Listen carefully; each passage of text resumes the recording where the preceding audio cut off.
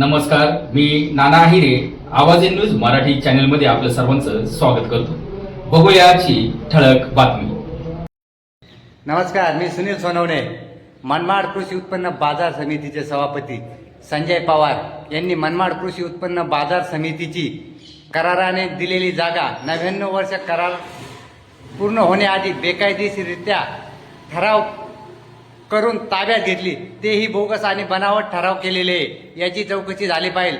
तसेच संजय पवार सभापती असताना त्यांच्या कालावधीत झालेले सर्व व्यवहार, कागदपत्र, बिल, व्हाउचर, काढलेले पैसे या भ्रष्टाचाराची चौकशी व्हावी आणि दोषी संजय पवारवर कायदेशीर कारवाई करावी, यासाठी आज नांदगाव मधील सहाय्यक निबंधक कार्यालयासमोर उपोषणास बसलेलो आहे.